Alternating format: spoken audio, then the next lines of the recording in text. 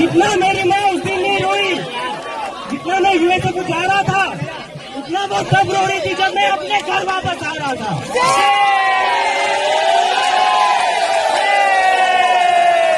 ये देश का गद्दार है, ये देश का गद्दार है, नहीं होने देंगे। मैं कह रहा हूँ नहीं होने देंगे हम।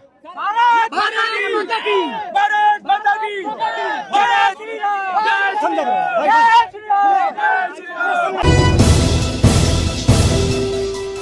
शनिवार को देश की राजधानी दिल्ली के अंदर जंतर मंतर पर एक बहुत बड़ा प्रोटेस्ट हुआ कॉकरोच जनता पार्टी का। कथित तौर पर ये एक पॉलिटिकल पार्टी है और इसका प्रोटेस्ट जंतर मंतर पर बहुत जबरदस्त हुआ और मीडिया रिपोर्ट्स में इसकी बहुत चर्चा की जा रही है। ये वही जंतर मंतर है जहां पर रोकने के लिए किसानों को बाकायदा फोर्स लगाई गई, कीलें बिछाई गई और बैरिकेड्स लगाए गए और उनको वहां पर नहीं आने दिया। किसान अपनी फसलों की मांग कर रहे थे लेकिन उनको दिल्ली के अंदर जंतर मंतर पर आने नहीं दिया गया और कॉकरोच जनता पार्टी के लोगों को खास तौर से दिल्ली पुलिस ने परमिशन अलॉट की। ये आप स्क्रीन पर देख रहे हैं और बाकायदा एयरपोर्ट पर जाकर ये परमिशन उनको ग्रांट की गई। महज 5-6 दिन पहले उन्होंने एप्लीकेशन लगाई और उनको परमिशन देने के लिए पुलिस ने बाकायदा एयरपोर्ट पर इस परमिशन को सर्व किया। बात करेंगे आज कॉकरोच जनता पार्टी यानी सीजेपी यानी जेपी अगर हटा दे तो कुछ और बन सकता है। बहरहाल कॉकरोच जनता पार्टी पर चर्चा करने से पहले, इसके प्रोटेस्ट पर चर्चा करने से पहले, इसकी एक तरह से गहराई से चर्चा करने से पहले मैं आपको एक चीज याद दिला दूं। प्रेशर कुकर के अंदर सेफ्टी वॉल्व होता है। क्यों होता है ये आप सब जानते हैं। प्रेशर कुकर के अंदर जो सेफ्टी वॉल्व है उसका फंक्शन, उसकी जरूरत इसलिए पड़ती है कि अगर प्रेशर कुकर में किसी वजह से ज्यादा प्रेशर बन जाए, भाप ज्यादा बन जाए और जो उसकी सीटी है जिसको कहते हैं कि वहां से भाप या प्रेशर रिलीज होता है, वो अगर किसी वजह से चोक हो जाए, उसमें कोई चीज फंस जाए, चावल का दाना फंस जाए या कोई तिनका फंस जाए तो सेफ्टी वॉल्व उड़ जाता है और प्रेशर कुकर ब्लास्ट होने से बच जाता है। इस बात का, इस दोनों फंक्शंस का किसी बात से कोई लेना देना नहीं है। वैसे ही मैंने आपसे जिक्र कर दिया था।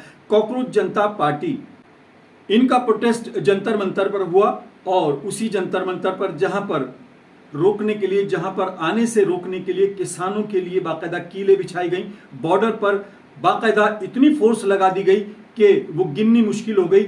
उसी जंतर मंतर पर मीडिया बहुत था, सोशल मीडिया बहुत था, पुलिस वाले लगभग 1000 से ज्यादा बताए जाते हैं, लेकिन प्रोटेस्ट पीसफुल हुआ और उनकी डिमांड थी कि शिक्षा मंत्री इस्तीफा दें क्योंकि नीट का पेपर लीक हो गया है। और पेपर लीक के मामले में उन्होंने वो डिमांड रखी जो कि बहुत नामुमकिन भी नहीं है और जिससे कि बहुत ज्यादा एक तरह से व्यवस्था में बदलाव की भी बात नहीं की जा सकती। लेकिन उस मांग को लेकर उन्होंने पूरे दिन प्रोटेस्ट किया और फिर 1 हफ्ते का समय देकर वो अभी रोक दिया गया है प्रोटेस्ट और उसके आगे की रणनीति तैयार की जा रही है।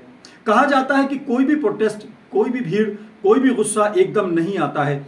किसी का बच्चा किडनैप होता है, किसी के साथ ज्यादती होती है, किसी की फीस नहीं मिलने के कारण उसका एडमिशन रद्द हो जाता है, किसी को किसी तरह से सताया जाता है, किसी को पुलिस इंसाफ नहीं देती, मदद नहीं करती, किसी को कहीं कोई शिकायत होती है व्यवस्था से। ये तमाम सोच जब इकट्ठी हो जाती हैं और गैदर हो जाती हैं तो फिर एक प्रोटेस्ट जन्म लेता है और एक ऐसी गैदरिंग बनती है जो कि नाराजगी व्यवस्था से करती है। शायद कॉकरोच जनता पार्टी के साथ जो लोग जुड़े हैं उनकी भी इसी तरह की अलग अलग शिकायतें हैं, लेकिन वो एक कलेक्टिव नाराजगी का इजहार करते हुए वो इकट्ठे हो गए। कहा जाता है कि करोड़ों की तादाद में वो महज 21 से 22 दिन के अंदर लोग सोशल मीडिया पर, इंस्टाग्राम और तमाम जितने भी प्लेटफॉर्म्स हैं वहां पर इकट्ठे हो गए हैं और उन्होंने शनिवार को यानी दिल्ली के अंदर अपने उस फिजिकल स्ट्रेंथ का भी एक तरह से प्रदर्शन किया, मुजाहिरा किया है कि उनके साथ कितने लोग मौजूद हैं। बहरहाल ये एक ऐसा प्रोटेस्ट है जो कि शायद अपने आप में अनूठा है लेकिन शायद पहला नहीं है। अगर बात करें हाल ही के अंदर नाराजगी को लेकर, जिस तरह से राघव चड्ढा ने व्यवस्था पर सवाल उठाए थे, वो भी एक तरह से नाराजगी थी। प्रोटेस्ट भले ही ना बन पाया हो, लेकिन राघव चड्ढा उसके बाद कई सवाल उठाते तो नजर आए। बाद में उन्होंने एक खास पार्टी को जब ज्वाइन कर लिया तो उनकी जबान भी बंद है और उन्होंने किसी भी मसले पर बोलने से अब परहेज करना शुरू कर दिया। ये तो एक इंडिविजुअल बात हुई, लेकिन हाल ही में आपने देखा होगा दिल्ली के अंदर अन्ना आंदोलन हुआ, केजरीवाल और कंपनी का एक तरह से उत्पत्ति हुई और एक नई पार्टी का गठन हुआ। लोकपाल को लेकर चर्चा हुई, लेकिन लोकपाल अलग हो गए, सवाल खत्म हो गए और अन्ना और केजरीवाल और तमाम लोग अलग अलग हो गए। इसमें कई बड़े सवाल उठाए गए थे। पेट्रोल भी 35 रुपए 40 रुपए लीटर देने की बात की गई थी। हमारा सबसे बड़ा फायदा ये होगा कि फिर पेट्रोल आपको 70 रुपए खरीदना नहीं पड़ेगा। फिर कितने में मिलेगा पेट्रोल? पेट्रोल का बेसिक प्राइस मूल मूल्य कितना है उसका? 30 से 35। और बहुत सी चीजों पर एक तरह से सवाल खड़े किए गए थे। खास तौर से करप्शन को खत्म करने की बात की गई थी और यहां तक कहा गया था, केजरीवाल जी ने यह कहा था कि मेरे पास तो एक ऐसा ब्रीफ केस है जो शीला दीक्षित के खिलाफ सबूत हैं, लेकिन वो न ब्रीफ केस सामने आया, न लोकपाल सामने आया और करप्शन के इल्जामों के अंदर खुद केजरीवाल और उनकी कंपनी और उनके साथी जेल तक की सैर कर आए और पार्टी कहीं ना कहीं हाशिए पर चली गई। इसी तरह का आंदोलन आपने पिछले कुछ दिनों में देखा होगा। कांग्रेस के अंदर जिस तरह से चर्चा हुई कि बोफोर्स में घोटाला हुआ, उसी पार्टी से वीपी सिंह टूट कर आए। उन्होंने थर्ड फ्रंट बनाकर 89 के अंदर एक तरह से प्रोटेस्ट किया और सरकार को उखाड़ फेंकने की बात की, लेकिन सरकार तो उखड़ गई और वीपी सिंह की सरकार भी बन गई। बोफोर्स का सवाल आज भी वहीं खड़ा रहा और करप्शन और वो तमाम सवाल कहीं ना कहीं छिटक कर रह गए और वीपी सिंह और तमाम वो जो गैंग था, जो एक ग्रुप था, वो सब लोग कहीं ना कहीं जूतों में दाल बांटता नजर आया। वीपी सिंह अलग हो गए, चंद्रशेखर अलग हो गए, देवगौड़ा साहब अलग हो गए, आई के गुजराल साहब अलग हो गए और वो तमाम जो एक मंच पर इकट्ठे होकर आए थे वो कहीं ना कहीं बिखरते हुए नजर आए।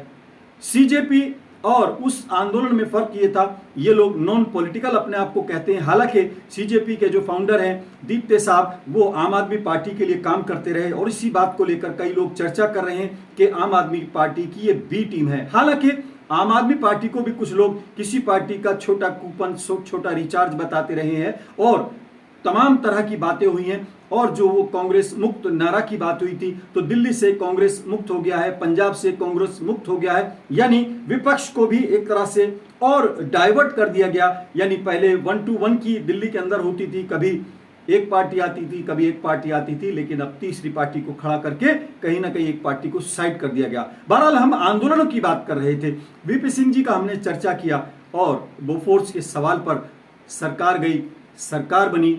बोफोर्स में क्या हुआ, क्या जांच सामने आई, वो आपको सबको याद होगा। जेपी आंदोलन को भी याद कीजिए, बहुत बड़ा आंदोलन हुआ था।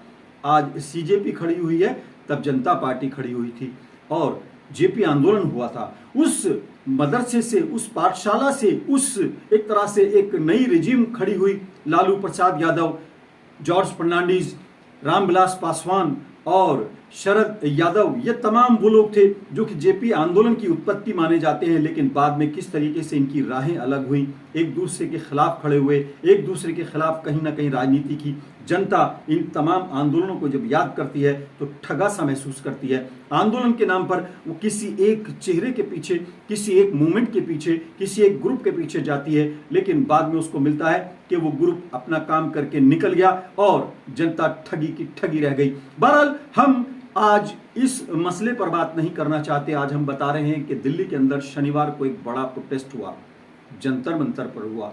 उसी जंतर मंतर पर हुआ जहां पर अगर 100 लोग भी इकट्ठे होते हैं तो दिल्ली पुलिस बहुत सोच समझ के काम करती है, लेकिन यहाँ पर काफ़ी लोग इकट्ठे हुए। दिल्ली पुलिस ने 6 दिन के अंदर महज परमिशन देकर उनको एक तरह से प्रोटेस्ट करने की परमिशन दे दी। हालांकि दिल्ली पुलिस से ज़्यादा दक्ष, खास तौर से अभी तक देश भर की पुलिस में सबसे ज़्यादा नंबर मैं उनको इसलिए देता हूँ कि जितना प्रेशर वहाँ पर होता है, जितनी वहाँ पर पॉलिटिकल एक्टिविटीज़ होती हैं और तमाम तरह के क्राइम, और ख़ास तौर से तमाम तरह के पूरे देश के जो क्रिमिनल्स का हाइड आउट है, वो भी कई बार दिल्ली को देखा गया। लेकिन दिल्ली पुलिस बहुत खूबसूरती के साथ और बड़ी दक्षता के साथ इन सब चीज़ों को कंट्रोल करती है। और ये भी कहा जाता है कि दिल्ली पुलिस के ऊपर क्राइम का और लॉ एंड ऑर्डर के कंट्रोल करने के अलावा ऊपर का भी प्रेशर काफ़ी रहता होगा। बहरहाल दिल्ली पुलिस ने कल के प्रोटेस्ट को, खास तौर से शनिवार के प्रोटेस्ट को बहुत बखूबी हैंडल किया और तमाम चीजों को कंट्रोल किया। हालांकि दिल्ली पुलिस का ट्रैक रिकॉर्ड बहुत शानदार है। कुछ लोग शलवार पहनकर भागते नजर आए, कुछ लोग कहीं ना कहीं मुंह छुपाते नजर आए, कुछ लोगों ने सवाल कुछ उठाए लेकिन उन्होंने किसी महिला की शलवार पहनी, महिला की कमीज पहनी और मंच से कूद कर भागते भी नजर आए। लेकिन शनिवार को ऐसा कुछ नहीं हुआ, प्रोटेस्ट हुआ, लेकिन इस प्रोटेस्ट में कई सवाल खड़े हो गए। अगर बात करें एजुकेशन मिनिस्टर की, तो वो देर सवेर अगर इस्तीफा दे भी देते हैं तो क्या लगता है कि व्यवस्था बदल जाएगी? कोई एक बार पेपर लीक नहीं हुआ है, खालिस या सिर्फ नीट का ही एग्जाम लीक नहीं हुआ, बहुत एग्जाम्स लीक हो गए हैं। अब कहा जा रहा है कि जो 21 जून को नीट का पेपर दोबारा होना है, उसको, उसके पेपर्स को पहुंचाने के लिए बाकायदा एयरफोर्स को इस्तेमाल किया जाएगा कथित तौर पर। लेकिन क्या अगर उसके बावजूद भी कुछ हुआ तो ये सटायर आजकल सोशल मीडिया पर काफी वायरल हो रहा है, तो फिर आर्मी को भी लगाया जा सकता है, एयरफोर्स को भी लगाया जा सकता है और तमाम चीजें लगाई जा सकती हैं। लेकिन व्यवस्था के लिए क्या होगा, ये बड़ा सवाल है। बहरहाल शनिवार के प्रोटेस्ट में कई सवाल खड़े हुए, मीडिया अपना काम करता रहा, लेकिन यहाँ वो सवाल भी उठा कि गोदी मीडिया यहाँ पर चर्चा में रहा और गोदी मीडिया के विरोध के नाम पर यहाँ पर बाकायदा रिपोर्टर्स को बाकायदा टारगेट किया गया। ये वही रिपोर्टर्स हैं जो कि बहुत अनफेवरेबल हालात में भी अपना काम करते हैं। बात करें अगर मीडिया से जितनी उम्मीदें होती हैं उतनी उनके पास पावर्स नहीं होती। पुलिस के पास डंडा होता है, कानून के पास सजा देने का अधिकार होता है, मीडिया के पास सवाल उठाने का तो अधिकार होता है, लेकिन उसके पास कलम के अलावा कोई पावर नहीं होती। उसको न किसी को सजा देने का अधिकार है, न किसी को ट्रायल पर ले जाने का अधिकार है, वो सिर्फ सवाल उठा सकता है। हो सकता है कि कुछ लोग गोदी में बैठकर काम करते रहे हों, वो चाहे पहले भी हों चाहे वो आज भी हों, उनको गोदी मीडिया कहा जाना चाहिए और उनको कहा जाता है। लेकिन पूरे मीडिया को जिस तरीके से कहा जाने लगा है वो अपने आप में गंभीर बात है। मीडिया की अगर ग्रेविटी, उसकी गरिमा खत्म हो जाएगी तो कई सवाल उठाने के लिए मंच भी नहीं मिलेंगे। सोशल मीडिया आज उस काम को बखूबी अंजाम दे रहा है। बहरहाल शनिवार के प्रोटेस्ट में गोदी मीडिया हाय हाय भी सुनने को मिला, जरा सुनिए।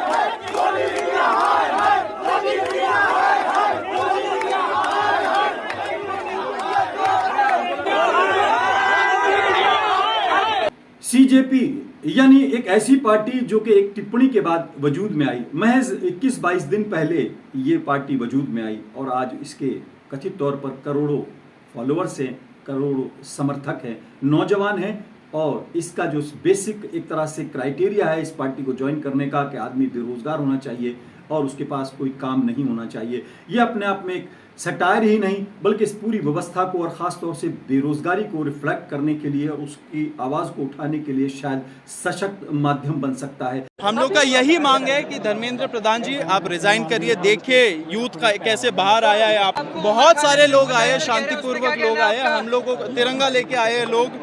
हम लोग का यही मांग है कि धर्मेंद्र प्रधान जी आप रिजाइन करिए। देखिए यूथ का कैसे बाहर आया है आपके खिलाफ। क्या आपका मॉरल राइट है अभी उस पोजीशन में रहने का? नहीं है।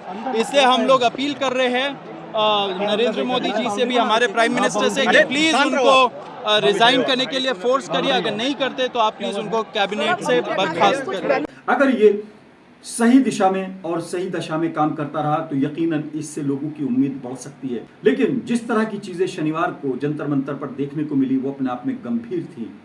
एक तरफ वो समर्थक थे जो कि सीजेपी के लिए अपने आप को फैनेटिक दिखा रहे थे, लेकिन कुछ लोग इससे नाराज भी नजर आए। उन लोगों को आप देखिए, पहचानिए और समझने की कोशिश कीजिए कि आखिर वो नाराज क्यों हैं और उनकी नाराजगी की वजह क्या है।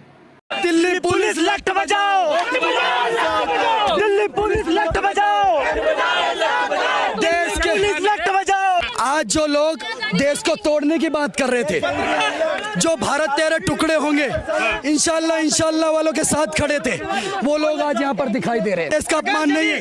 अभिषेक जो दीपके है वो अभिजीत दीपके जिसको बोलते हैं, जिसको हम लोग पाकिस्तान के चाटुकर्ता बोलते हैं, अगर दीदी वो इतना ही सही है तो वो अपने पासपोर्ट में जो स्टैंप लगा हुआ वो दिखा करके साझा करे। हम कह रहे हैं हमारी छोटी सी बात है, हमें किसी पार्टी से लेना देना नहीं है, लेकिन हमारा किसी पार्टी से लेना देना नहीं है।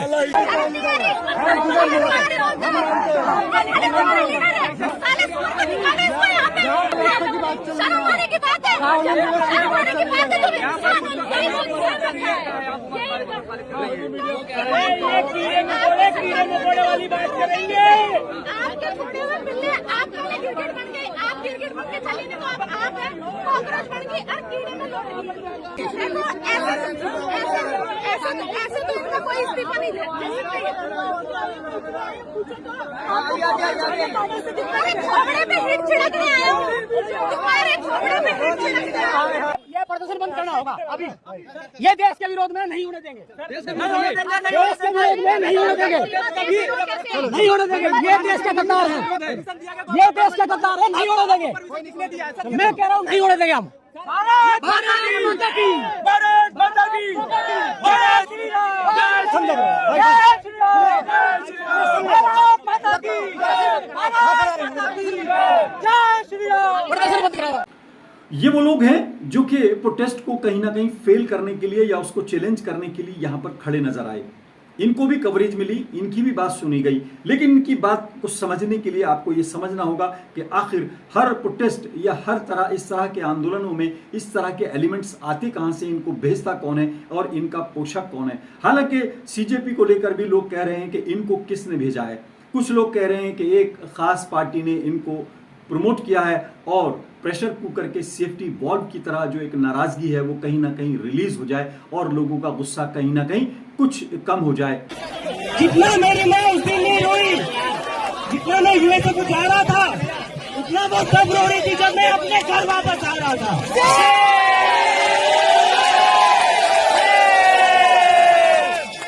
पिछले 2-3 दिन से मेरी माँ और मेरी सिस्टर रो रहे थे कि तू वापस चला जाएगा तो तुझे ये लोग अंदर डाल देंगे।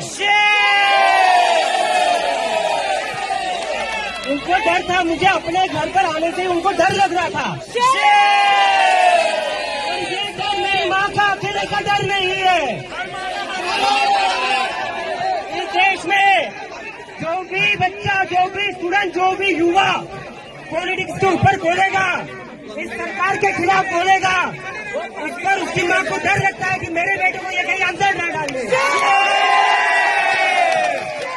दूसरा लोगों का यह भी आरोप है कि विपक्ष को अलग अलग धड़ों में बांटने के लिए, यानी अगर वो कहीं एक मंच पर आ भी जाए तो कुछ लोगों को इस तरफ भी डाइवर्ट कर दिया जाए, क्योंकि किसी भी इलेक्शन में या किसी भी डेमोक्रेटिक सिस्टम में कुछ परसेंट अगर वोट इधर का इधर चला जाता है और इधर से उसको महरूम कर दिया जाता है तो नतीजे कहीं के कहीं पहुंच जाते हैं। यानी अगर विपक्ष में एक पार्टी और खड़ी हो जाए और उसके साथ कुछ लाख कुछ करोड़ लोग जुड़ जाएं तो यानी जो एक तरह से बैलेंस है वो कहीं ना कहीं बदल जाएगा। यानी एक पार्टी का मल्टी पार्टी से जब एक तरह से मुकाबला होगा तो इधर के वोट कई जगह हो जाएंगे और इधर का वोट अगर एक जगह रह पाता है तो ये पार्टी साफ निकल जाएगी, जो कि अब तक आप देखते आ रहे होंगे। बहरहाल ये अलग बात है, लेकिन जो ये नाराजगी है लोगों की, इनके शब्द आप सुनिए और इनकी नाराजगी का एक एक्सट्रीम लेवल देखिए। ये हर जगह यही करते हैं और इनका शायद यही काम है। इन्हें प्लांट कौन करता है ये भी सवाल है। ये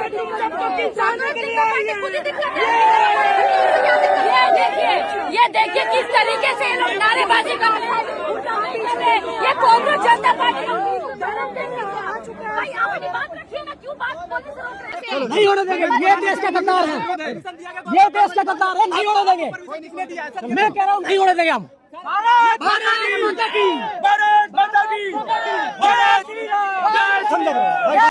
ये सच्चाई है कि सीजेपी यानी कॉकरोच जनता पार्टी के जो फाउंडर हैं वो आम आदमी पार्टी से जुड़े रहे थे और उसके लिए उन्होंने काम भी किया था। लेकिन आज उसका क्या रिलेशन है इस पर कहना बहुत जल्दबाजी हो जाएगा। लेकिन आप देख रहे होंगे कि सोशल मीडिया पर इस तरह की चीज़ें भी चल रही हैं, यानी कुछ लोग कह रहे हैं कि मुखौटा कुछ है और देखने को कुछ है। हाथी के दांत खाने के लिए अलग है और दिखाने के लिए अलग है, और ये इस तरह के सोशल मीडिया पर आप वीडियोस देख रहे होंगे। बहरहाल पर्दे के पीछे हमेशा खेल होता रहा है। कभी किसी नाम पर आंदोलन हुआ, कभी किसी नाम पर आंदोलन हुआ, और कभी उसके नतीजे कुछ निकले। राघव चड्ढा अभी हाल ही में कई बड़े मुद्दे उठाते नजर आए। यूजर अपना मोबाइल फोन रिचार्ज कराता है तो उसे अपने रिचार्ज प्लान के हिसाब से डेली की डेटा लिमिट मिलती है, 1.5 GB, 2 GB या 3 GB प्रतिदिन। लेकिन ये डेली की डेटा लिमिट जो होती है रात 12 बजे समाप्त हो जाती है जैसे ही दिन खत्म होता है, और ये अनयूज डेटा जो है ये फोरफिट हो जाता है, ये अगले दिन रोल ओवर या नेक्स्ट डे कैरी फॉरवर्ड नहीं होता है। कंज्यूमर से पैसा तो पूरे डेटा का लिया जाता है, लेकिन ये अनयूज डेटा जो बचा हुआ डेटा होता है ये एक्सपायर हो जाता है जैसे दिन समाप्त होता है। सर फर्ज करिए कि महीने की शुरुआत में आपने अपनी गाड़ी में 20 लीटर पेट्रोल भरवाया, महीने के अंत तक 15 लीटर पेट्रोल कंज्यूम हो गया, 5 लीटर बच गया, तो क्या महीने के अंत पे पेट्रोल पंप वाला आकर आपको कहता है कि 5 लीटर पेट्रोल वापस कर दो क्योंकि उसकी वैलिडिटी समाप्त हो गई? नहीं, क्योंकि आपने पैसा पूरे 20 लीटर का दिया है। ठीक इसी तरह जितने डेटा का पैसा हमसे लिया जाता है उतना डेटा हमें यूज करने दिया जाए, वो एक्सपायर ना हो। ये हमारे मेहनत के पैसे से खरीदा गया डेटा है। और सर चालाकी देखिए, आजकल के रिचार्ज प्लान्स में डेली की डेटा लिमिट होती है, मंथली की डेटा लिमिट नहीं होती, क्योंकि मंथली की डेटा लिमिट के अंदर मैक्सिमम डेटा की खपत का कंज्यूम करने की प्रोबेबिलिटी यानी कि संभावना ज्यादा होती है। एक महीने के भीतर या मान लीजिए 4-7 दिन कोई व्यक्ति व्यस्त है या बीमार है, लेकिन बचे हुए दिन में या जब उसकी छुट्टी होती है वो ज्यादा डेटा कंज्यूम कर सकता है। इसीलिए मैक्सिमम डेटा मंथली प्लान में कंज्यूम होता है। इसके चलते आज टेलीकॉम ऑपरेटर डेली की डेटा लिमिट वाला प्लान पुश करते हैं। लेकिन बाद में वो कहाँ है ये आप सोच सकते हैं। ऐसे ही कई पुराने आंदोलनों का आप सोच सकते हैं। आज कॉकरोच जनता पार्टी से लोगों को बहुत उम्मीदें हैं। लोग ये सोच रहे हैं कि शायद उनके दिल का गुबार निकालने का एक मंच नया तैयार हो गया है। आप उम्मीदें कर सकते हैं, लेकिन पुराने इतिहास को और ख़ास तौर से हाल की कुछ घटनाओं को आप याद कीजिए और फैनेटिक होने के बजाय विजिल होकर अपनी आंखें खोलकर वहाँ पर जाइए जहाँ पर देश का भविष्य सुरक्षित हो, आपका भविष्य सुरक्षित हो, आपकी शिक्षा, आपका स्वास्थ्य और आपके विकास की बात होती हो। ये सब चीज़ें बहुत जल्दी आ जाएंगी। चुनाव आने वाले हैं, चुनाव सिर पर हैं, और देश के सबसे बड़े राज्य उत्तर प्रदेश की चुनावी बिसात लगभग सज चुकी है। उसके लिए क्या क्या होगा ये आप यहाँ से सोच कर देखिए, आपकी सोच शायद कहीं ठहर जाएगी। ऐसी बहुत चीज़ें होती नजर आएंगी। पक्ष और विपक्ष अपने अपने दांव चलेगा, क्योंकि उसको आपका एक वोट ग्रैब करना है। कुछ लोग बेबस होकर सवाल उठाएंगे कि आखिर हमारा तो वोट ही चोरी हो गया। वो इतने बेबस हैं, उनका वोट चोरी हो जाता है, लेकिन वो आपके भविष्य को, आपके सब चीज़ों को सुरक्षित करने का दावा करते हैं। वो कभी ईवीएम पर ठीकरा फोड़ते हैं, कभी किसी और चीज़ पर ठीकरा फोड़ते हैं, कभी कुछ लोग कहते हैं कि विपक्ष आपको गुमराह कर रहा है। सवाल ये नहीं है, सवाल ये है कि आप कितने जागरूक हैं और डेमोक्रेटिक सिस्टम में, बल्कि कहा जाए दुनिया के सबसे बड़े डेमोक्रेटिक सिस्टम में आप कितने विजिल हैं। क्योंकि इस डेमोक्रेसी के, इस लोकतंत्र के सबसे सच्चे सिपाही आप हैं, यानी एक वोटर। एक वोट की कीमत आपको समझने के लिए बहुत कुछ सोचना होगा। पार्टियां आएंगी, आंदोलन होंगे, सब कुछ होंगे, आप जागरूक होंगे, आप शिक्षित होंगे, आप अपने अधिकारों के प्रति जागरूक होंगे और सवालों को समझने की कोशिश करेंगे।